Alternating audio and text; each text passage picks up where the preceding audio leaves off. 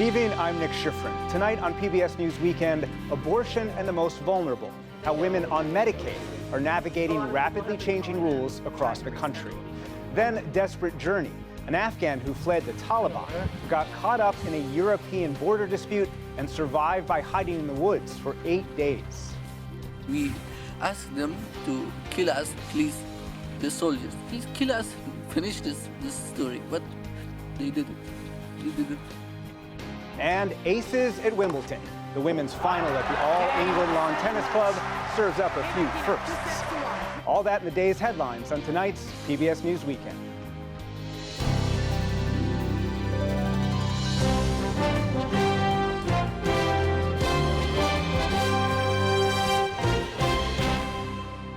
Major funding for PBS News Weekend has been provided by... For 25 years, Consumer Cellular's goal has been to provide wireless service that helps people communicate and connect. We offer a variety of no-contract plans, and our U.S.-based customer service team can help find one that fits you. To learn more, visit consumercellular.tv. And with the ongoing support of these individuals and institutions.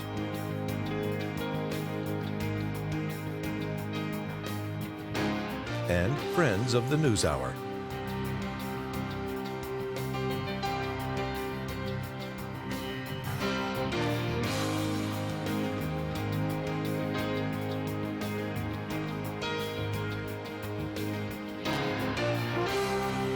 This program was made possible by the Corporation for Public Broadcasting and by contributions to your PBS station from viewers like you.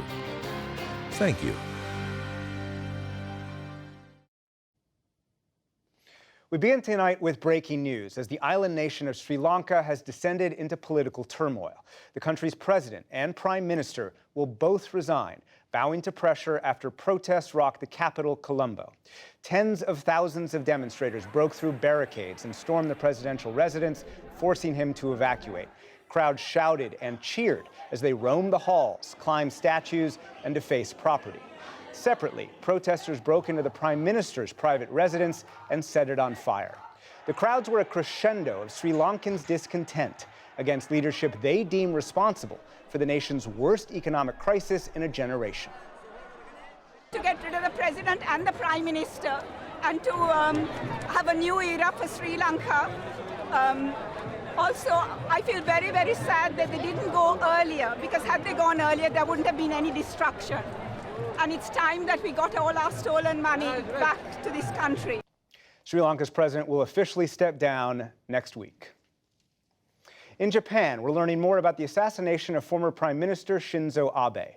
Investigators say the man suspected of killing Abe believed Abe was linked to a religious cult that the suspect blamed for his own mother's financial ruin. Police would not name the group.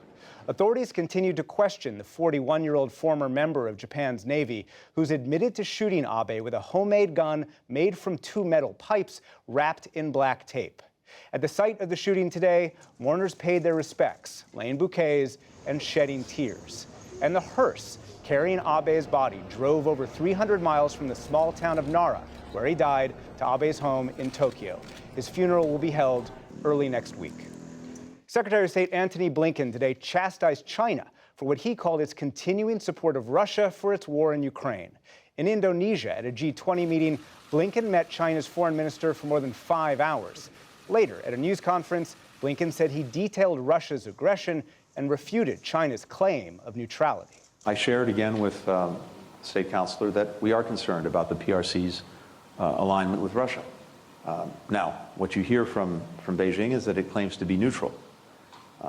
I would start with the proposition that it's pretty hard to be neutral when it comes to this aggression. There's a clear aggressor, there's a clear victim. China's foreign minister sharply rebuked Blinken's comments and called on the Biden administration to swiftly remove Trump-era tariffs on Chinese products. President Biden has not yet announced whether he will adjust those tariffs. In the tennis world, the Wimbledon women's final today was a match of firsts. Elena Rybakina became the first tennis player representing Kazakhstan to win a Grand Slam singles title. She was born in Moscow but switched her nationality 4 years ago. Her opponent, Tunisian Ons Jabeur, made history by being the first Arab and first African women to appear in any Grand Slam final. We'll have more on this year's Wimbledon tournament later in the broadcast. And across the globe, millions of Muslims have begun the Feast of Sacrifice, Eid al-Adha. The observance lasts 4 days and is one of the biggest holidays in the Islamic calendar. It's typically celebrated with a ritual slaughter of livestock that's shared with friends and family. But rising food costs around the world have made it unaffordable for many Muslims this year. Still to come on PBS News Weekend, Desperate Journey.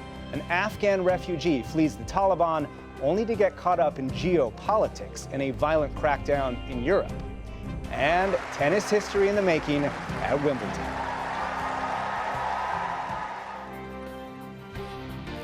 This is PBS News Weekend from WETA Studios in Washington, home of the PBS NewsHour, weeknights on PBS. Across the country, states are struggling to determine whether and how to provide the most vulnerable access to abortion. 1 of every 5 American women between the ages of 15 and 49 is covered by Medicaid. For decades, congressional regulations have prohibited federal funds from being used for abortions except in the cases of rape, incest, and if the pregnancy threatens the woman's life. But Medicaid is a federal and state program, allowing 16 states to pay for abortions outside federal restrictions. How are states approaching this challenge now? To discuss this, I'm joined by Alina Solgonikoff, a senior vice president at the Kaiser Family Foundation, and Marcia Jones of the Afia Center, a reproductive justice organization in Texas.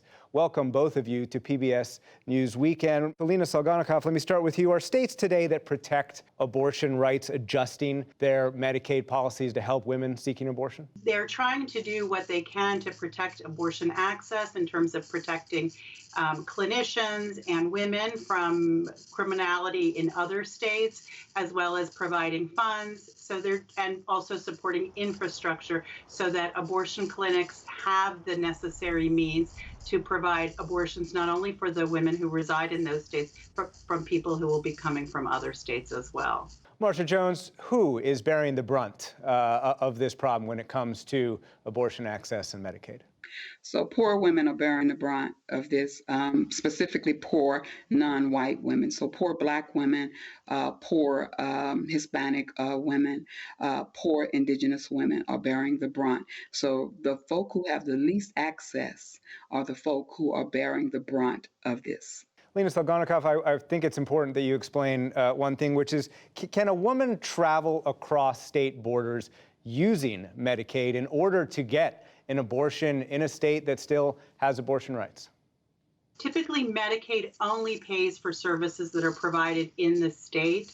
So there are cases where Medicaid can pay for care out of state, but that's very unusual, and the out-of-state provider has to have a relationship with Medicaid. I will say that all of the women that will be with Medicaid who will be needing to travel out of state, it is very unlikely that their Medicaid program will pay for their abortions, even in cases of rape or incest.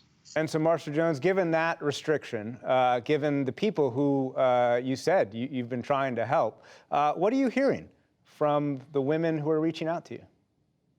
So we're hearing women who are without resources, who are without a plan, who are without a next step. They literally don't know what to do. Even when you're hearing conversations that say the abortion pill will be available, self-managed abortions, not if you're already 14 weeks gestation, not if you're already late in gestation.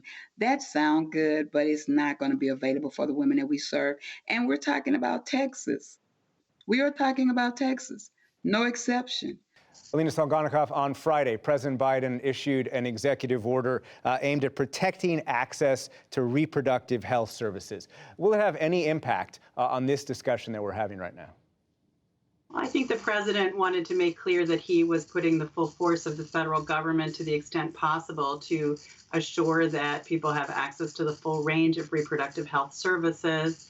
The issue is that the Supreme Court has turned this back to the states. So while the federal government, I think, can do some things, and the president has directed the Secretary and the Department of Justice to try to put protections in place, it will be limited because you are going to have states that have full-on bans. It's going to be really impossible for a lot of women to cross the state, go across the state and long distances to get abortions, regardless of what the federal government does. And Alina Salganikov, just staying with you, in terms of this question of Medicaid and access, what do you say to those people who are against federally guaranteed abortion rights? Well, the Supreme Court has had a long-standing precedent that established the right to abortion. This decision is the first one that's taken away any constitutional right. So regardless of where you stand, this decision will have seismic repercussions that affect abortion access most directly, but also will have implications for a broad range of services that are important to women, ranging from emergency care, cancer care, care for autoimmune diseases. I think the ripple effects are just emerging. And so this is going to affect you regardless of where you stand on the abortion debate. And finally, Marsha Jones, I wonder if you could explain what would happen to you if you were to help a woman in Texas cross the state line to get an abortion. If I help someone across the state line, because it's aiding and abetting, it's very clear. Aiding and abetting, giving people money, helping them to cross the state lines. We're even limited to the information that we can give because we are trying to provide people with a basic health care need, because reproductive health care is health care, could literally be criminalized. Marsha Jones, Alina Salganikov, thank you very much to you both. Thank you. Thank you.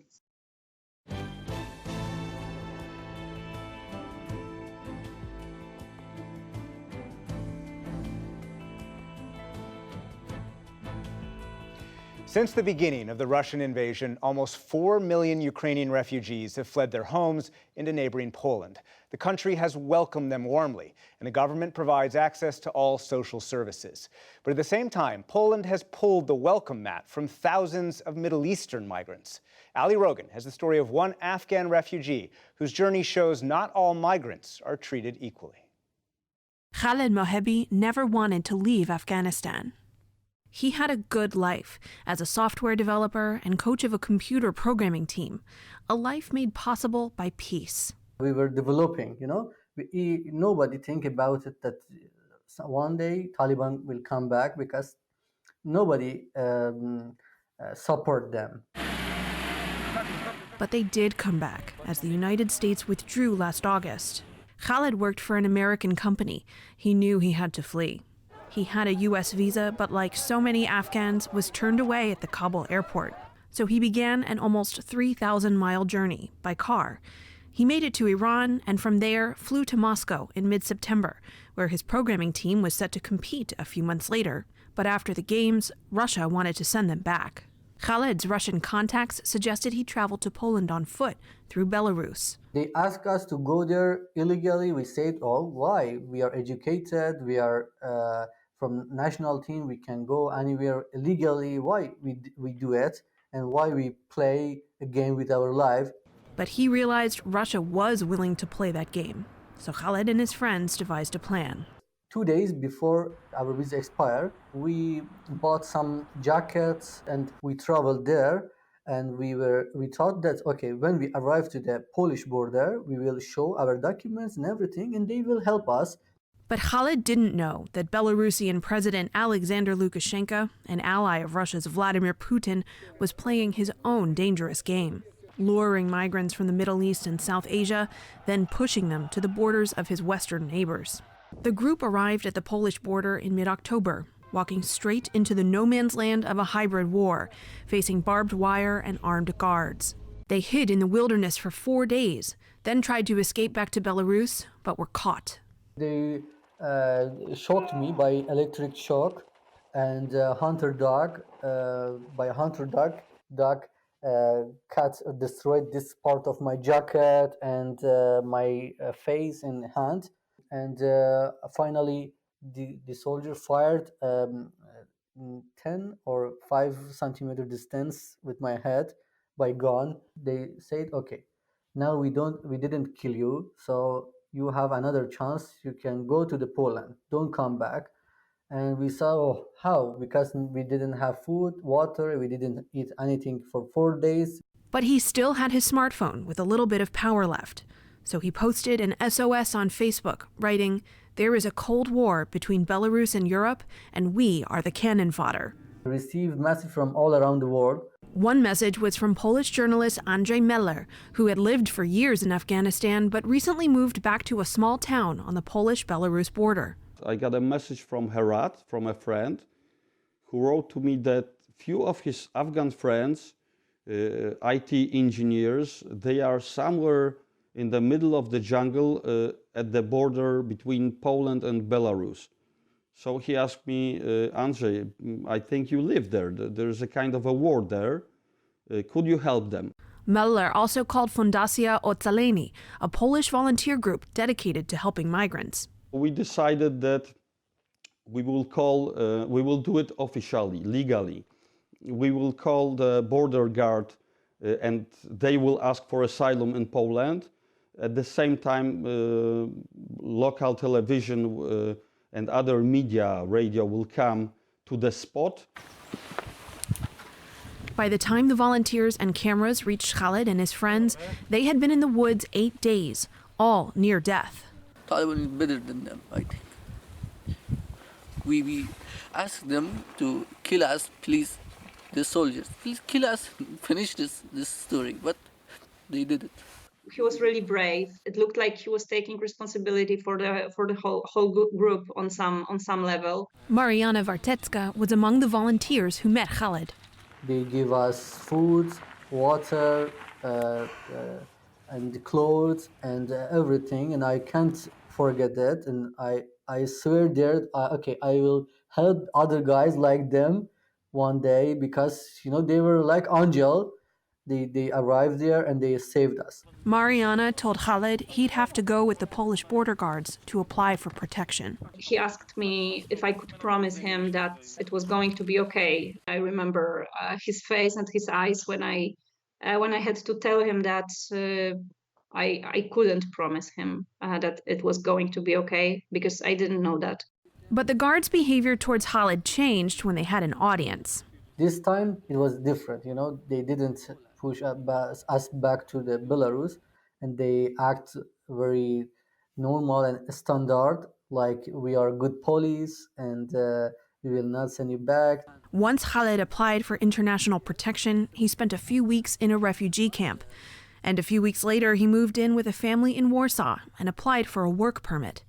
When we spoke, he had recently moved into his own apartment. But Khaled's journey is not over.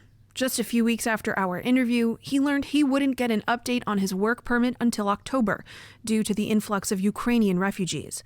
He was running out of money, so he left for Germany, where he has a job offer and better prospects for a work permit. And he lives in a refugee camp he says is much nicer than the one in Poland. Mariana Vartetska says Poland is still treating non-Europeans at the border harshly, while Ukrainians receive a warm welcome. I'm very happy that they are getting the help they needed. I think that's how it should look like in a situation like this. But it is very frustrating when you compare it to how badly the asylum seekers on the Belarusian border are treated. But that hasn't stopped Khaled from trying to pay his good fortune forward.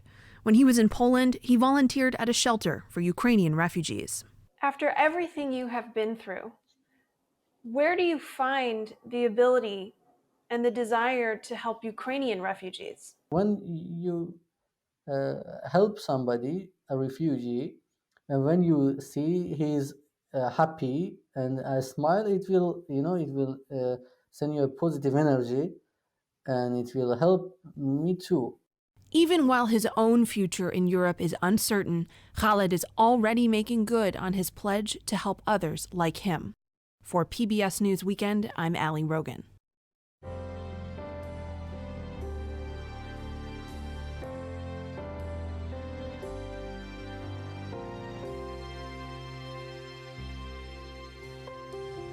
On the English grass at center court, today's Wimbledon women's final was destined to be historic. Elena Rybakina became the first ever player representing Kazakhstan to win a Grand Slam. She beat Tunisia's Ons Jabeur, the first woman from Africa to reach a Grand Slam final. To discuss this, I'm joined from Wimbledon by New York Times tennis correspondent and author Christopher Clarey. Christopher Clarey, welcome to PBS News Weekend. Both women's stories, of course, are interesting. First, Rybakina, how did she win, and how did she end up playing for Kazakhstan?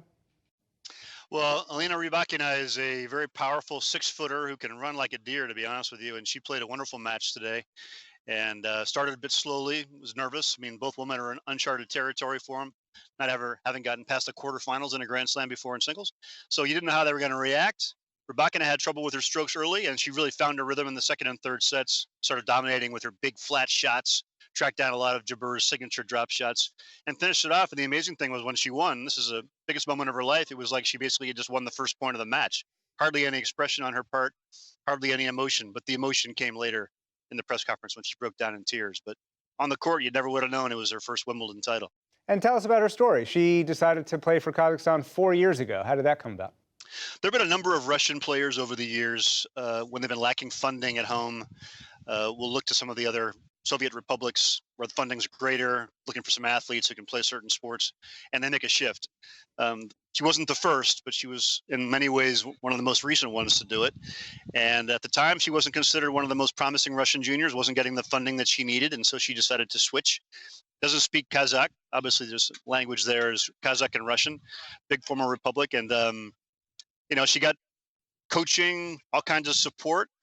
And we just talked to her a few minutes ago, and she was saying she wasn't sure she would have actually won this title if she hadn't had that backing from Kazakhstan. But the timing, of course, is awkward for the club and for people in tennis because Russians and Belarusians have been banned from Wimbledon this year because of the invasion of Ukraine.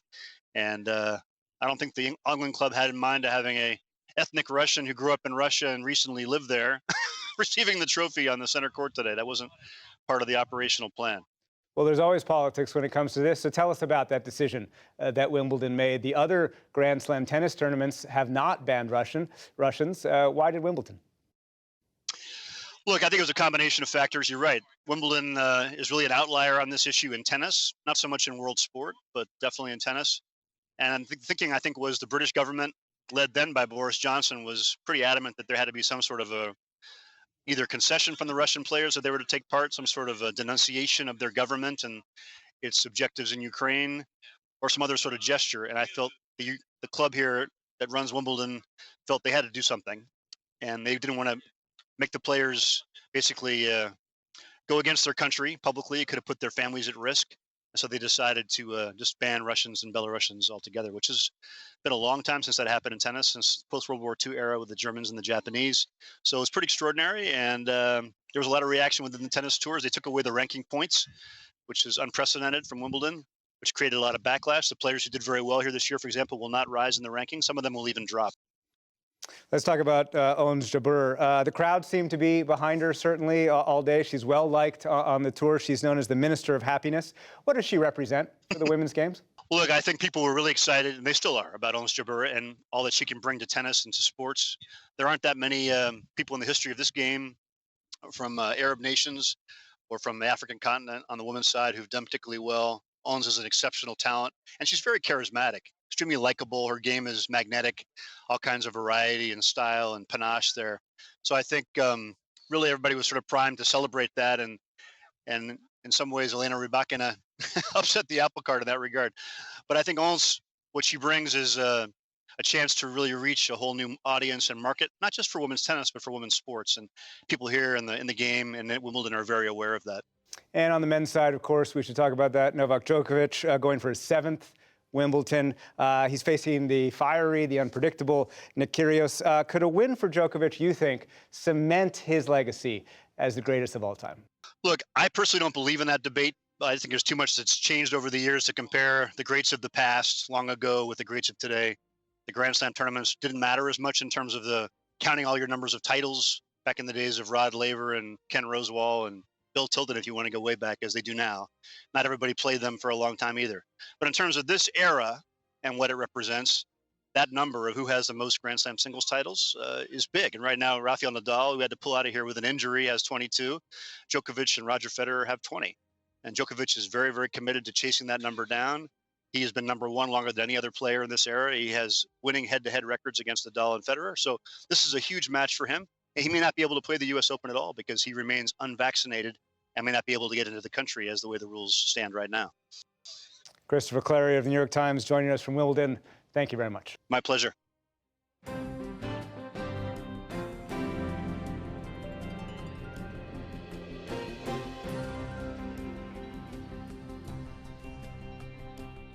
Online, a methane leak in a suburban California community made some residents sick. Environmental groups fear it's just the tip of the iceberg. Dozens of wells belonging to 5 different companies have been found to be leaking. Read why some are pushing for more action at pbs.org/newshour.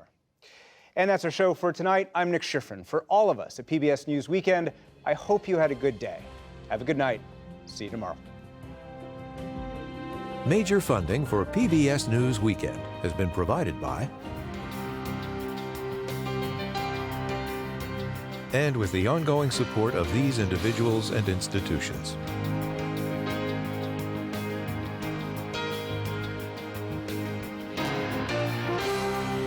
This program was made possible by the Corporation for Public Broadcasting and by contributions to your PBS station from viewers like you. Thank you.